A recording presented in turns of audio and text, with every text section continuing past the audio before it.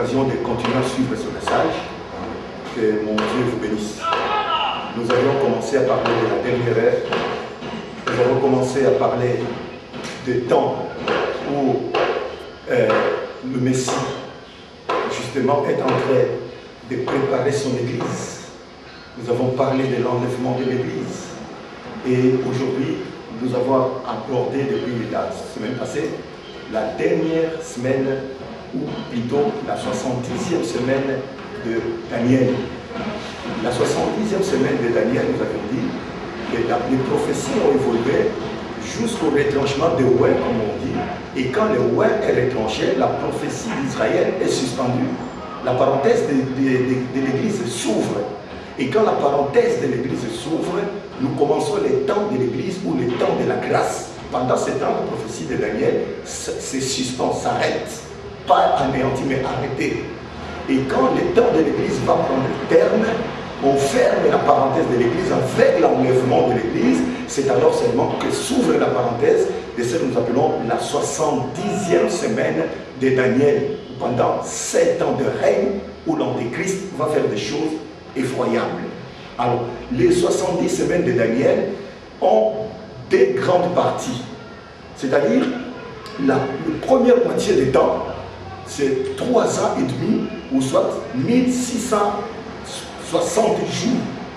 Je vous ai dit de vous familiariser avec ces notions, 1660 jours ou 42 mois, si vous lisez dans l'Apocalypse. Alors, on nous dit que c'est là où l'Antéchrist va paraître. Parce qu'on nous a dit dans 2 Thessaloniciens qu'il faut que celui qui le retient ait disparu. Et celui qui retient l'apparition totale de l'Antéchrist aujourd'hui, c'est la présence de l'Église. C'est l'Église qui retient l'Antéchrist. Et quand l'Église sera enlevée, la paix va monter, l'Antéchrist va paraître. C'est cela. Alors quand il va paraître, à la première moitié, la grande tribulation ne commence pas. Il y a 3 ans et demi, parce que dans le livre de Daniel, il est écrit qu'il fera une solide alliance pendant 7 ans avec des gens. Et cette alliance va se passer comment? Ça, nous allons le lire dans l'Apocalypse. Là, le premier sceau de l'Apocalypse sera déjà ouvert. Et que dit le premier sceau? Nous sommes dans l'Apocalypse chapitre 6, verset 1. La Bible dit ceci: je regardais quand l'agneau ouvrit un des 7 sceaux, et j'entendis l'un des 4 êtres vivants qui disait comme d'une voix des tonnerres, viens. Je regardais et voici, parut un cheval blanc. Celui qui le montait avait un arc. Une couronne lui fut donnée, et il partit en vainqueur, et pour vaincre. Voilà le premier sceau qui est ouvert ici dans l'Apocalypse. Le premier sceau sera ouvert dans la première partie de la 70e semaine de Daniel. Là, on montre à l'apôtre Jean un cheval blanc qui sort. Et celui qui le montait, on dit, celui qui le montait avait un arc et une couronne lui fut donnée. Et il partit en vainqueur et pour vaincre. C'est-à-dire quoi? Il prend l'apparence de fils de l'homme, l'apparence de Jésus-Christ. Parce que si vous lisez dans l'Apocalypse 19, vous allez voir quand Jésus va venir après les noces de l'agneau, pour les combats de l'Armageddon, il viendra sur un cheval blanc, habillé en blanc. Mais la différence, Jésus viendra avec une épée. Mais ici, l'Antéchrist a un arc. C'est ça la différence. C'est ce qui fait voir que ce n'est pas Christ. Avec un arc. Et pour savoir que ce n'est pas Christ, il faut avoir un discernement. C'est pourquoi beaucoup vont l'embrasser. Beaucoup vont croire à lui. Ça sera la séduction. Et il va séduire beaucoup de gens. Beaucoup vont lui faire confiance. Et Daniel dit, dans le livre de Daniel 9, 27, il fera une solide alliance avec plusieurs pour une semaine. Et au milieu de la semaine, il fera cesser les sacrifices et l'offrande. Les dévastateurs commettra les choses les plus abominables jusqu'à ce que la ruine et ce qui a été résolu fondent sur les dévastateurs. Vous comprenez? Donc l'Apocalypse dit que ce serait le premier sceau qui va s'ouvrir. Et l'antéchrist va sortir sur un cheval blanc. L'apparence de Christ, mais ce n'est pas Christ. Et Daniel dit, il va faire une solide alliance avec plusieurs. Et au milieu de la semaine, il va se dévoiler, il va se découvrir. Et là, les gens vont comprendre que ce n'est pas Christ. Et on va le résister. Parce que dans 2 Thessaloniciens chapitre 2, je crois que nous avions déjà lu ce verset, il faut le relire pour ceux qui n'ont pas eu l'occasion de nous suivre. 2 Thessaloniciens chapitre 2, à partir du 3e verset, on dit que personne ne vous séduise d'aucune manière, car il faut que l'apostasie soit arrivée auparavant et qu'on ait vu paraître l'homme impie, les fils de la perdition, l'adversaire qui s'élève au-dessus de tout ce qu'on appelle Dieu ou de ce qu'on adore. Il y va jusqu'à s'asseoir dans le temple de Dieu et se proclamant lui-même Dieu. Voilà ce que l'Antéchrist va faire. Quand il va venir dans les temps, comme Christ, les gens beaucoup vont lui faire confiance, mais au milieu de la semaine, la Bible dit, il va se dévoiler, il va faire arrêter les sacrifices, il va faire arrêter les offrandes, il va dire au ciel, il n'y a pas Dieu, c'est moi qui suis Dieu. Et là, la deuxième partie de la 70e semaine de Daniel va commencer. Donc nous comprenons qu'à la première partie, il y a une alliance qui est faite, il y a la construction du temple, il y a une paix précaire. Parce que la Bible dit, après l'enlèvement, il y aura une paix, mais une paix semblable de paix. Et là, 1 Thessaloniciens 5, verset 3 dit, quand les hommes diront paix, paix, paix et sûreté, ainsi une ruine soudaine les surprendra tous. Alors quand l'Antéchrist va se dévoiler vers la fin de la première moitié du temps, et il sera en colère, et là maintenant va commencer la première chose, rupture de l'alliance. Rupture de l'alliance. Donc beaucoup vont rendre cette alliance qu'ils sont contraints avec lui. Deuxième chose, il y aura l'abomination de la désolation. Quand il va se proclamer lui-même Dieu dans les temples, ce sera une très grande abomination. Troisième chose, il y aura la cessation des sacrifices dans les temples. Et finalement, il y aura la recrudescence de la violence, de la cruauté vis-à-vis des Juifs et vis-à-vis de tout le peuple qui vont résister à l'Antéchrist. Mais beaucoup vont continuer à lui faire confiance. Voilà. Maintenant, la grande partie de beaucoup dangers commence. Ça commence avec cette rupture d'alliance. Et là maintenant, les sceaux des dieux vont commencer à s'ouvrir. Là maintenant, la bête va commencer à faire des choses incroyables. Il va commencer à tuer les opposants.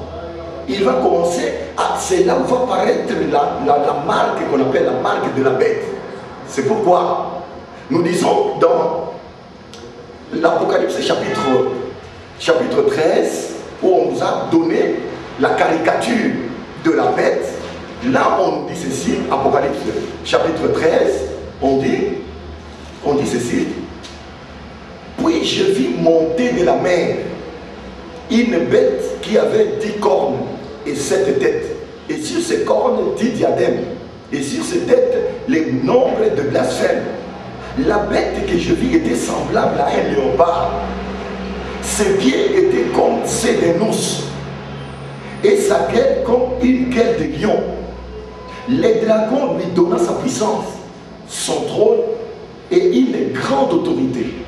Et je vis l'une de ses têtes comme blessée à mort, mais sa blessure mortelle fut guérie.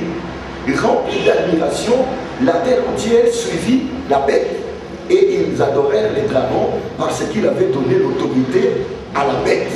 Ils adorèrent la bête en disant qui est semblable à la bête et qui peut combattre contre elle. Et il lui fit donner une bouche qui proférait des paroles arrogantes et des blasphèmes. Il lui fit donner le pouvoir d'agir pendant 42 mois. C'est-à-dire la bête va agir pendant 42 mois ou pendant 1260 jours. Et comment il va agir? C'est comme ça que nous allons démontrer maintenant. Comment la bête va agir.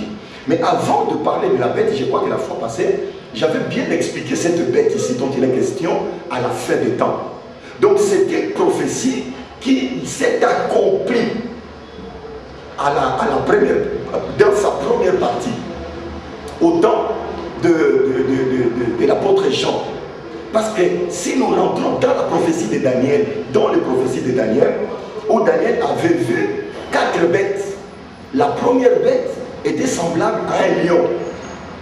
La deuxième bête était semblable à l'ours. La troisième bête était semblable au léopard. Et la quatrième bête, c'était comme un monstre. L'apparence, donc la forme d'un léopard, la gueule du lion, les pattes de l'ours. Quatrième bête.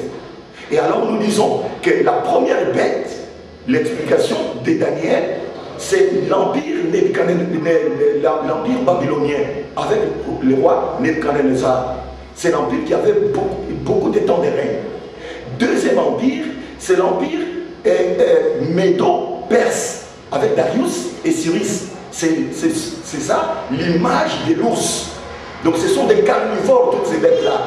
C'est pour eux avec des tueries, de meurtres et d'assassinats et de toutes les choses abominables. Et la troisième bête, léopard, c'est le règne du roi, du général Alexandre le Grand. C'est l'empire grec avec Alexandre le Grand.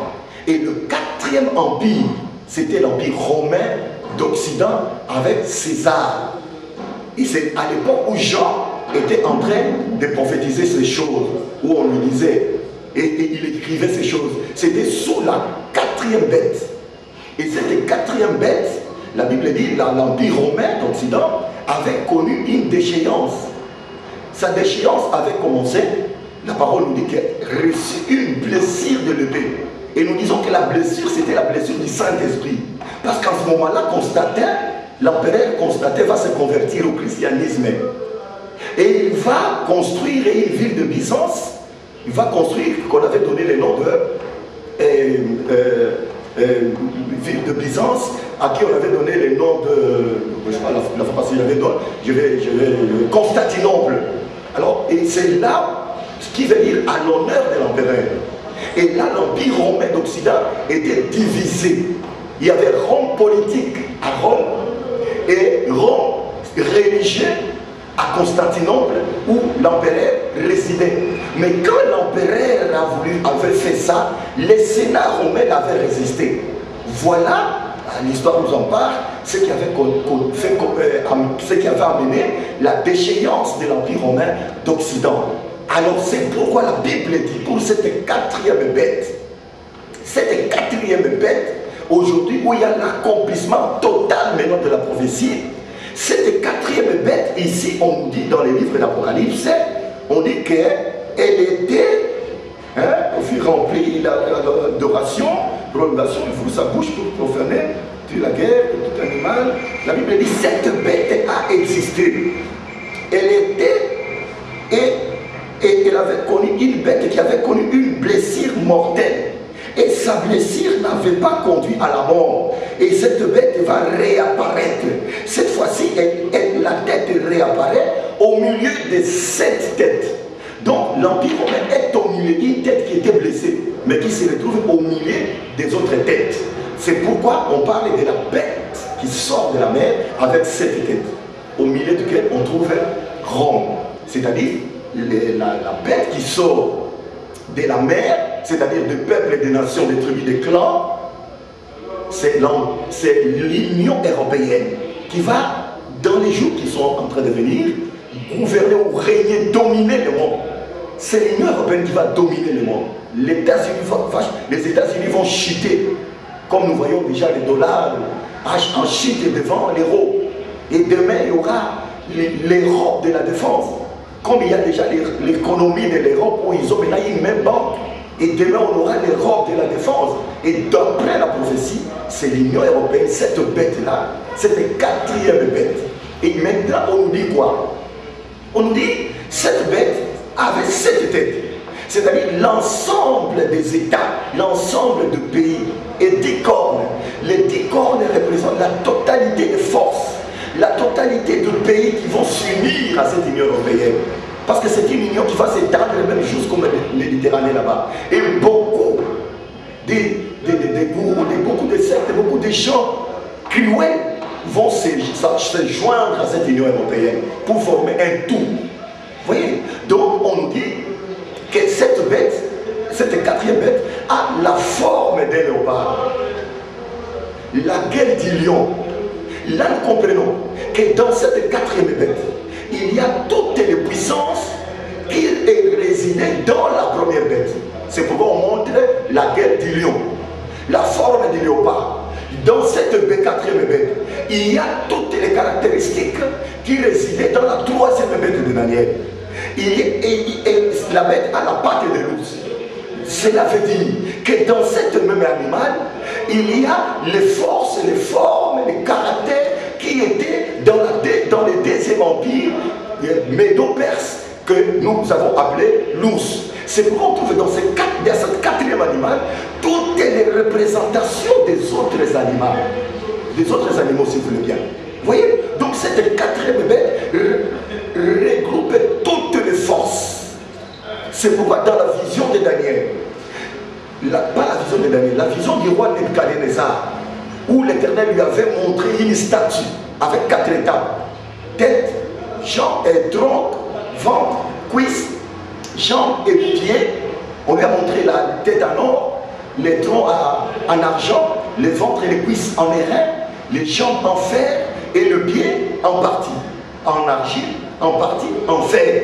Et une pierre se détache sans les secours d'aucune main, frappe le pied. Et on s'est demandé, mais pourquoi ça frappe le pied au lieu de frapper la tête? C'est parce que cette statue, la pierre qui va descendre pour détruire, trouvera la quatrième partie qui est le pied, les jambes et le pied de fer.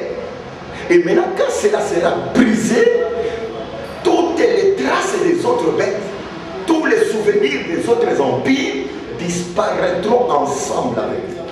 Voilà pourquoi on nous parle de cette quatrième bête qui a la forme du léopard, la forme de l'ours, la forme du lion. Ah, voilà. Alors là, ayant donné un peu la forme de la bête, là nous comprenons, nous passons directement à la manière dont cette bête va devoir agir. Là nous sommes dans Daniel chapitre 8. Nous rentrons à Daniel chapitre 8. Qu'est-ce que Daniel a vu? Qu'est-ce que Daniel a vu? Daniel chapitre 8e, à partir du verset 9e. La Bible dit ceci. Là, on parle du troisième, on parle de la deuxième bête. Parce qu'ici, Daniel est en train de voir la vision du bélier et du bouc. Daniel a vu un bélier qui marchait au bord du fleuve, qui avait 2 cornes. La première corne était longue, la deuxième corne était courte, qui frappait aux 4 coins du monde. Personne ne le résistait. Il allait ça et là, et il frappait, il détruisait, il anéantissait tout. Directement, Daniel regarde, il voit un bouc qui apparaît, très furieux, qui avance avec une seule corne entre les yeux. La Bible dit, il poursuit le bélier qui avait 2 cornes. Et il s'approche du bélier, il s'irrite contre le bélier, il le frappe, il brise les 2 cornes. Et quand les 2 cornes sont brisées, le bouc commence à frapper les 4 coins du monde, sans pour qu'il n'y ait personne pour le résister. Et là on parle, le bélier représente l'empire médo-perse. Quand on parlait de 2 cornes, une corne longue, une corne courte, vous allez voir que dans l'empire médo-perse, il y avait des empires dans un empire. Le premier empire qui était dirigé par le Darius, qui avait connu une longue durée de vie par rapport à l'empire perse. C'est pourquoi on parlait d'une corne courte et une corne longue. Mais les 2 cornes étaient brisées ensemble par le bouc. Le bouc représente l'empire grec avec Alexandre le Grand. Ce général-là qui est venu, qui a terrorisé, qui a terrassé l'empire grec et l'empire mède et l'empire perse. Les 2 empires. Donc là c'est Iran Irak. Et parce que quand vous lisez la Bible ici, dans le chapitre 8, on dit que les boucs venaient d'Occident, tandis que les béliers venaient de l'Orient. Là, vous allez comprendre que le premier empire était de l'Orient, l'empire babylonien de l'Orient. Le deuxième empire perse était toujours de l'Orient, en Iran, de l'Orient. Alors maintenant ici, les boucs est venu de l'Occident, donc est venu d'Athènes, des Grecs. Et c'est quand ce général est venu de l'Occident, et c'est lui qui est venu anéantir le deuxième empire, que nous appelons le deuxième empire universel. Et là, lui-même est resté régné.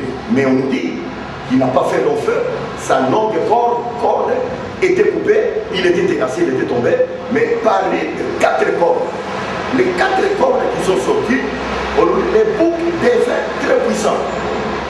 Mais lorsqu'il fut puissant, sa grande corne se brisa. Quand 4 grandes cornes s'élevaient pour la remplacer aux 4 vents des cieux. Donc c'était ces 4 généraux qui sont levés après la mort d'Alexandre le Grand. Ces 4 généraux qui étaient derrière lui se sont levés et se sont partagés les 4 coins du monde. Il y a un général plus cruel, plus féroce. La Bible nous dit, lui, il est parti de quel côté? On dit, de l'île d'Éden sortit une petite corne qui s'agrandit beaucoup vers le midi, vers l'Orient et vers le plus beau du pays. Est-ce que vous connaissez le plus beau du pays? Le plus beau de tous les pays du monde? C'est Israël. C'est Israël le plus beau du pays. Quand le créateur du ciel et de la terre choisit une contrée, c'est que c'est meilleur par rapport à d'autres. Donc, la Bible dit, il s'agrandit vers le plus beau du pays. Elle s'éleva jusqu'à l'armée des cieux. Elle fit tomber à terre une partie de cette armée et des étoiles, et elle le foula. Elle s'éleva jusqu'au chef de l'armée, lui enlevant les sacrifices perpétuels et renversant les lieux de son sanctuaire. L'armée fut livrée avec les sacrifices perpétuels à cause du péché. La corne jeta la vérité par terre et réussit dans ses entreprises. Voilà.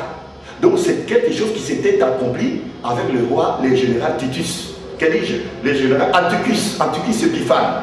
Donc c'est lui qui est parti. Quand les autres partaient des autres coins du monde, lui est parti, lui, vers l'Orient. Et il est allé même jusqu'en Israël. Nous connaissons les choses qui se sont passées, où on a dressé l'abomination de la désolation dont parlait le prophète Daniel.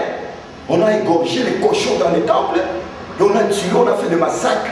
Mais cette prophétie-là n'était que partielle. À ce temps ici maintenant, que cette prophétie va s'accomplir totalement. Cette fois-ci, ce n'est pas avec Antichris Épiphane, mais cette fois-ci avec l'Antichrist.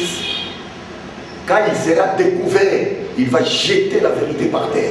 Et il va faire cesser les sacrifices et les offrandes. Et il va causer l'abomination. Et il va faire des choses effroyables dans les temples. Alors la Bible nous dit ceci, l'inquiétude de l'homme de Dieu, Daniel 23 à 26, à la fin de leur domination, lorsque le pécheur sera consumé, il s'élèvera un roi impudent et artificiel, sa puissance s'accroîtra, mais non pas par sa propre force. Il fera d'incroyables ravages, il y réussira dans ses entreprises, il détruira les puissances et les peuples des saints.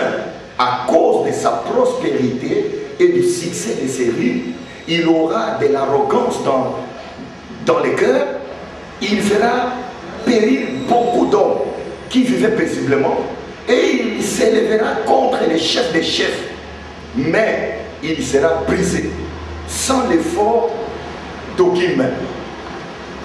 Voilà comment on démontre les atrocités que l'Antéchrist va commettre. Maintenant, Daniel va poser une question. C'est cette question que je vous la pose. Pendant combien de temps l'Antéchrist foulera le lieu saint? J'aimerais que Daniel puisse la poser avec les mots les plus appropriés. Je suis toujours dans Daniel chapitre 8, versets 13 à 14.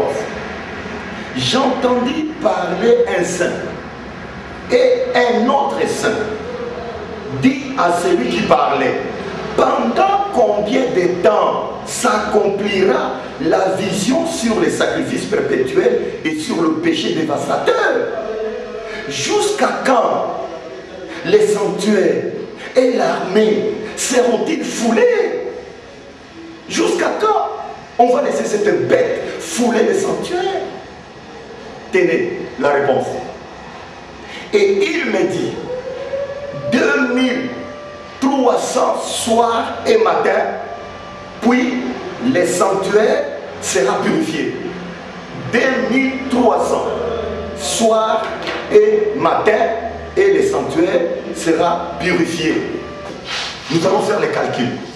2300 soirs et matin. Nous savons que Dieu a créé le monde. La Bible dit le premier jour, après avoir dit que la lumière soit et la lumière fut. La Bible dit il y un soir et il y un matin, ce fut le premier jour. Et là nous comprenons qu'un soir et un matin font un jour. Alors 2300 soirs et matin feront combien de jours? Là nous divisons par deux. Nous avons 1, 2, 3, 1, 2, 1, 0, 5. Voilà. Nous avons les saints, dit à Daniel, 1150 jours. 1150 jours. 1150 jours. Les temps pendant lesquels la bête va travailler, va détruire, va saccager. Et pendant ces temps, pendant que la bête, avec la marque de la bête, est en train de faire son travail, la grande tribulation prévue, promise par le Seigneur, est en train aussi de sévir le monde. Nous allons lire quelques traits de la grande tribulation. Parce que là, les sceaux vont commencer à s'ouvrir. Il y aura l'ouverture du deuxième sceau. Le deuxième sceau va s'ouvrir.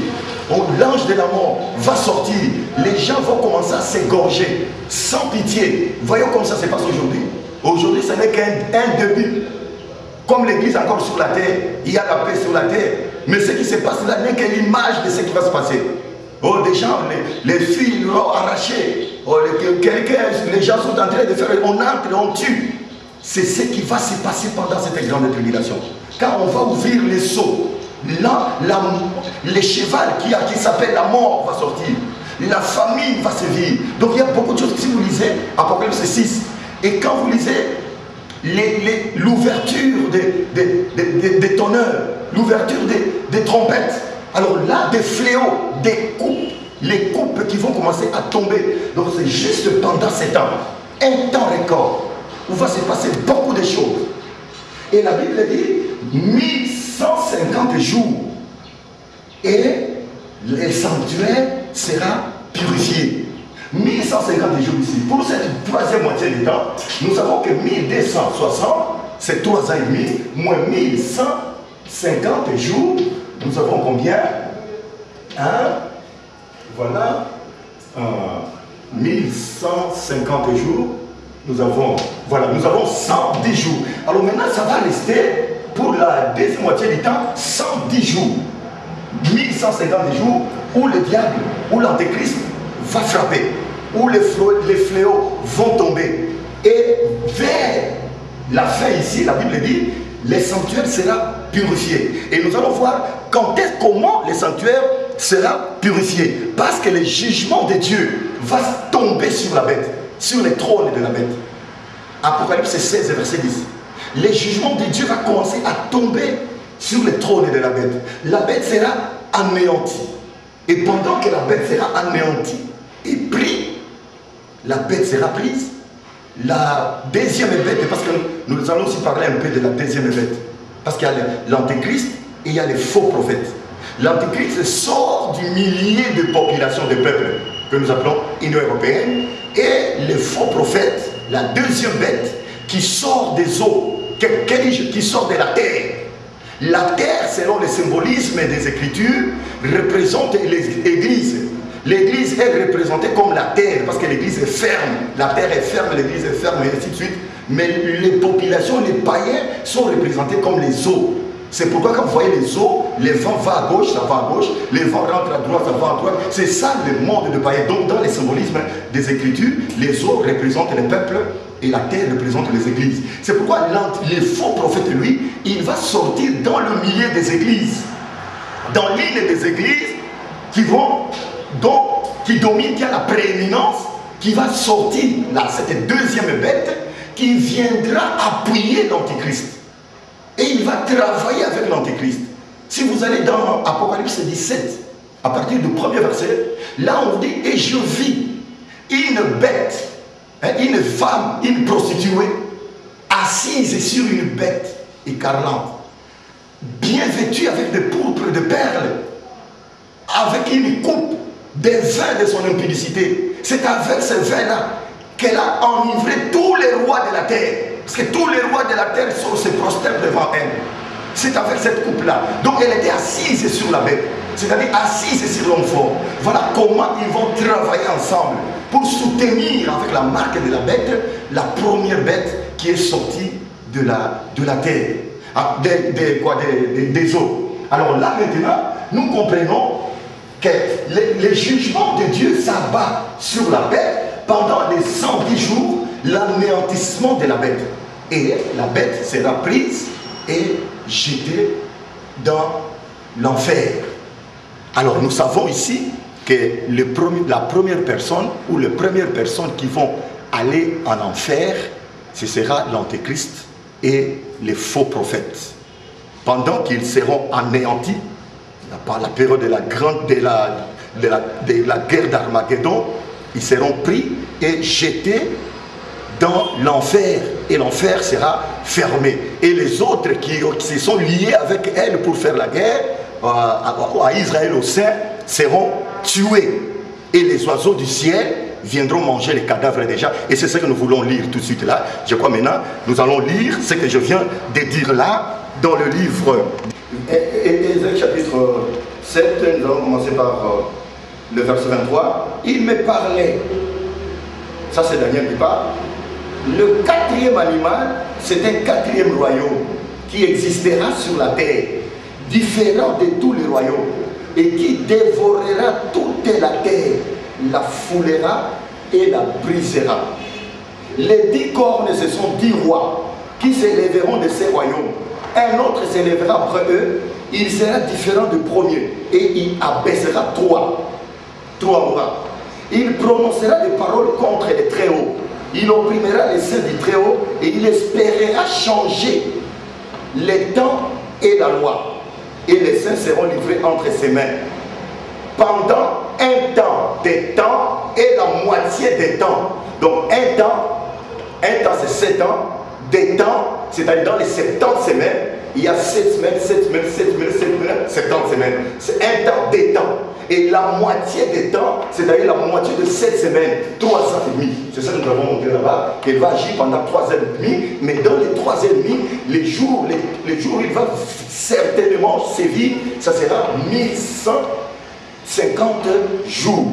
Et la Bible dit, le sanctuaire sera purifié. Et là maintenant, comme nous arrivons à la fin des temps, je crois, prochainement nous allons continuer à parler des 110 jours. Pendant les 110 jours, qu'est-ce qui va se passer? Les jugements de Dieu sur le trône, l'Armageddon, le diable sera mis en prison, ça je l'ai dit en résumé, sera mis en prison, et les grands combats d'Armageddon. Donc prochainement, je vais parler de l'Armageddon. Il ne faut pas rater cette occasion. Aujourd'hui, on s'arrête là. Nous nous arrêtons à la démonstration de cette bête. Nous n'avons pas, vous savez, c'est la télévision, nous n'avons pas eu le temps d'entrer dans les détails des sauts et des trompettes. Je vous les recommande de lire dans l'Apocalypse ce qui va se passer pendant ces temps-là. Donc ce ne sont pas des jours heureux que vous pouvez désirer. La Bible dit 2 tiers de la terre seront exterminés. Tu auras la chance d'être sauvé parmi les 2 tiers. 2 tiers, je vais vous donner le verset, seront exterminés. Donc ce ne sera pas un bon moment. Un moment de détresse, un moment de souffrance. Jésus dit tel que ça n'a jamais existé depuis que le monde existe. Donc quand on parle de la grande tribulation, il faut faire très attention. Ça n'a jamais existé. Donc ce ne sera pas des temps de paix où quelqu'un peut s'asseoir comme ça en train de manger. Non. Non. Donc ce sera des temps de souffrance. Ça, c'est la grande révélation.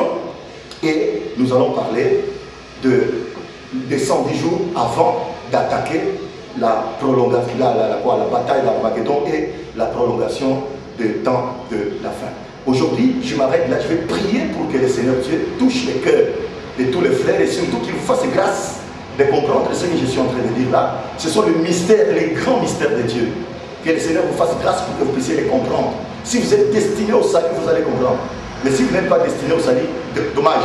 Mais que mon Dieu vous bénisse.